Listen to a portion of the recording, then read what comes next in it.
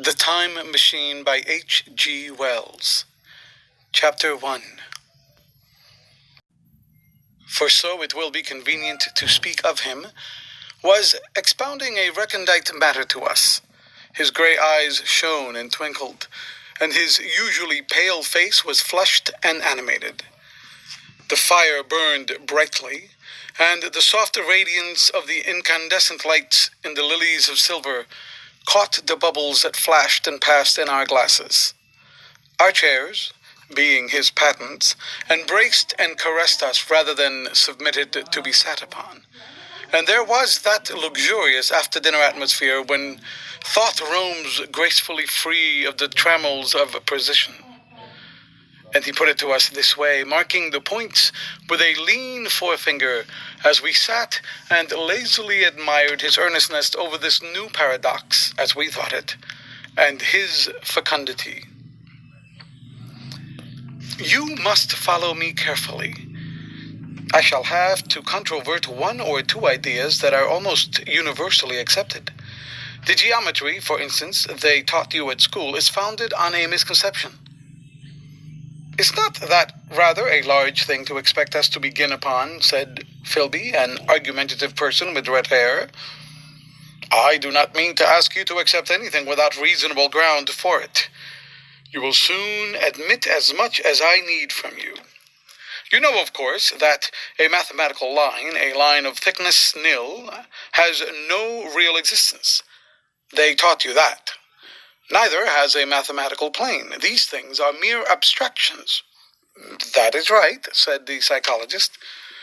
Nor having only length, breadth, and thickness can a cube have a real existence.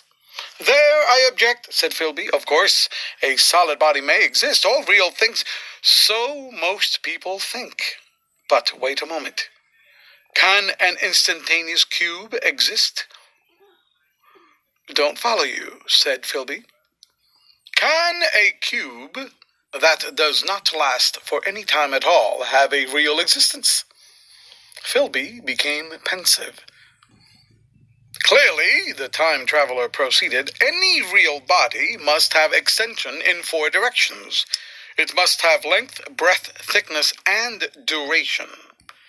But through a natural infirmity of the flesh, which I will explain to you in a moment, we incline to overlook this fact.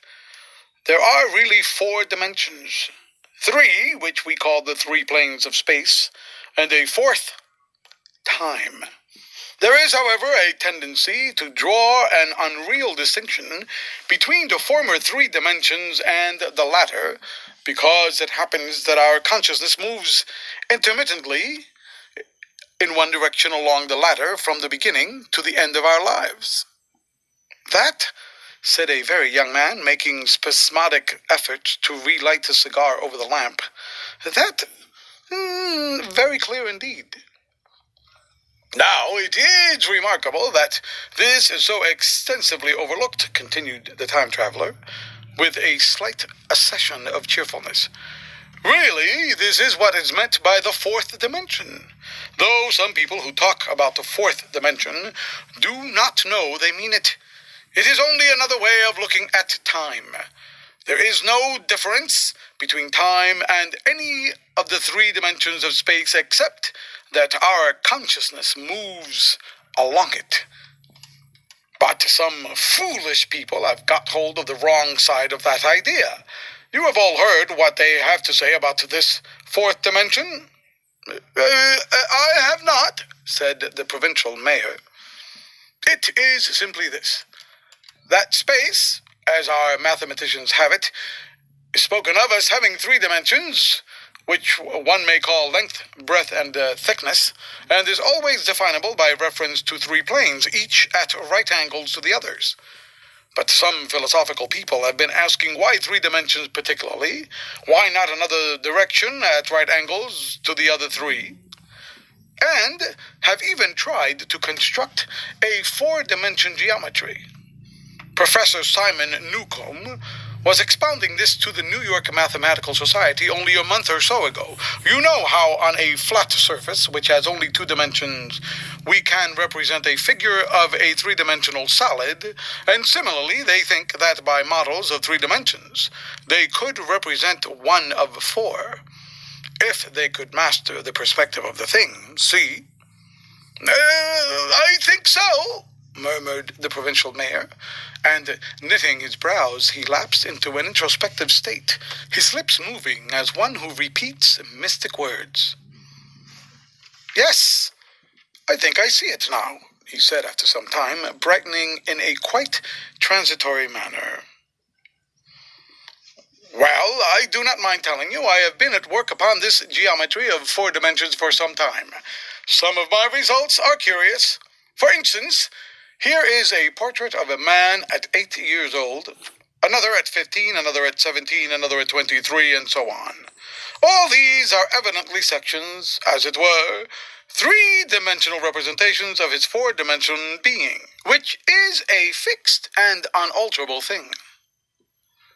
Scientific people, proceeded the time traveler after the pause required for the proper assimilation of this, know very well that time is only a kind of space.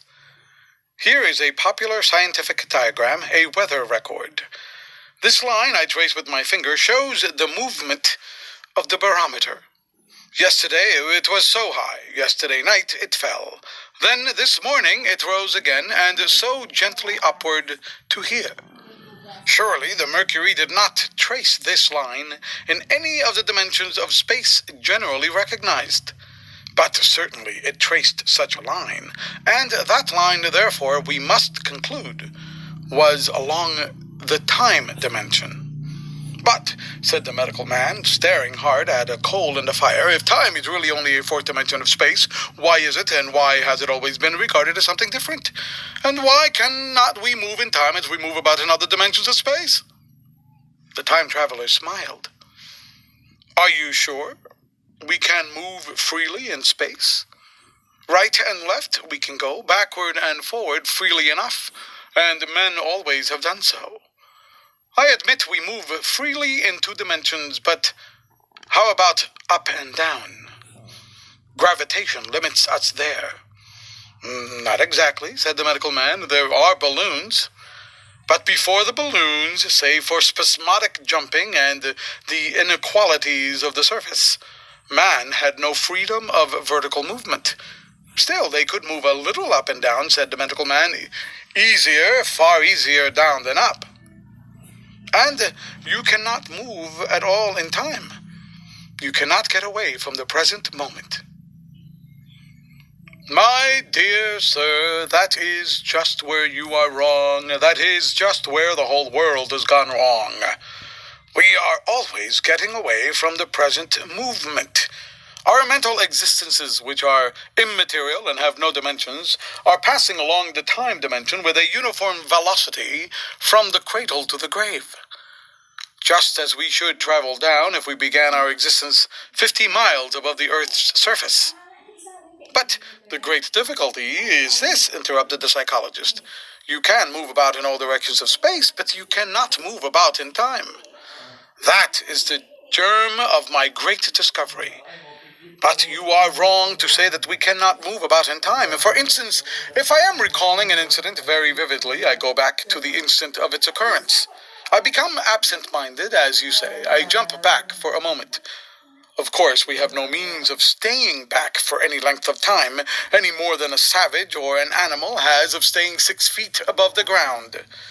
But a civilized man is better off than the savage in this respect. He can go up against gravitation in a balloon, and why should he not hope that ultimately he may be able to stop or accelerate his drift among the time dimension, or even turn about and travel the other way? Oh, this, began Philby, is all... Why not? Said the time traveler. It's against reason, said Philby. What reason? Said the time traveler. You can show black is white by argument, said Philby, but you will never convince me. Possibly not, said the time traveler, but now you begin to see the object of my investigations into the geometry of 4 dimensions. Long ago I had a vague inkling of a machine. To travel through time, exclaimed the very young man, that shall travel indifferently in any direction of space and time, as the driver determines. Philby contented himself with laughter. But I have experimental verification, said the time traveler. It would be remarkably convenient for the historian, the psychologist suggested. One might travel back and verify the accepted account of the Battle of Hastings, for instance.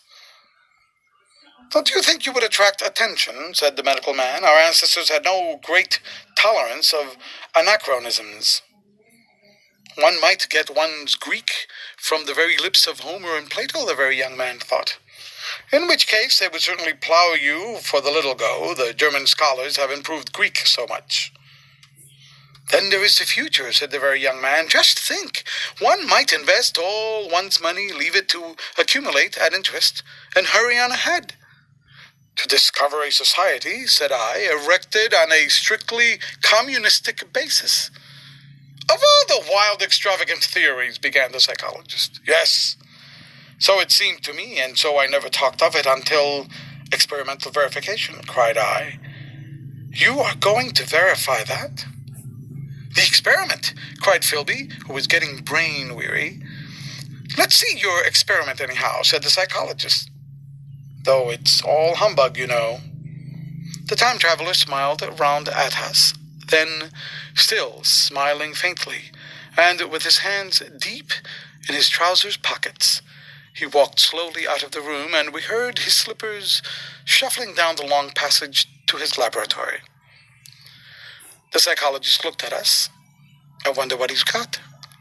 Some sleight of hand trick or other, said the medical man, and Philby tried to tell us about a conjurer he had seen at Burslem. But before he had finished his preface, the time traveler came back, and Philby's anecdote collapsed. The thing the time traveler held in his hand was a glittering metallic framework, scarcely larger than a small clock, and very delicately made. There was ivory in it, and some transparent crystalline substance. And now I must be explicit, for this that follows, unless his explanation is to be accepted, is an absolutely unaccountable thing. He took one of the small octagonal tables that were scattered about the room and set it in front of the fire, with 2 legs on the hearth rug. On this table he placed the mechanism. Then he drew up a chair and sat down.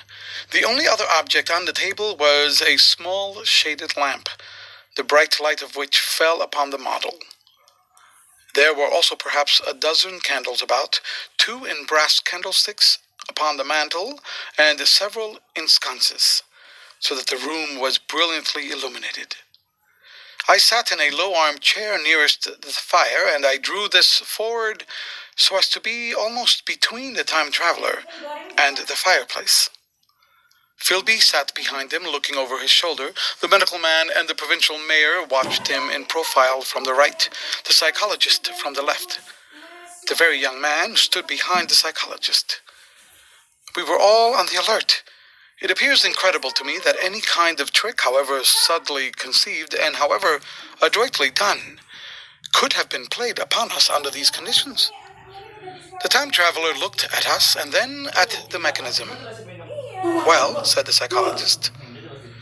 This little affair, said the time traveler, resting his elbows upon the table and pressing his hands together above the apparatus, is only a model. It is my plan for a machine to travel through time. You will notice that it looks singularly askew, and that there is an odd twinkling appearance about this bar, as though it was in some way unreal. He pointed to the part with his finger. Also, here is one little white lever, and here is another. The medical man got up out of his chair and peered into the thing. It's beautifully made, he said. It took 2 years to make, retorted the time traveler. Then, when we had all imitated the action of the medical man, he said, Now I want you clearly to understand that this lever, being pressed over, sends the machine gliding into the future, and this other reverses the motion. This Saddle represents the seat of a time traveler. Presently, I am going to press the lever, and off the machine will go. It will vanish, pass into future time, and disappear. Have a good look at the thing, look at the table too, and satisfy yourselves that there is no trickery. I don't want to waste this model, and then be told I'm a quack.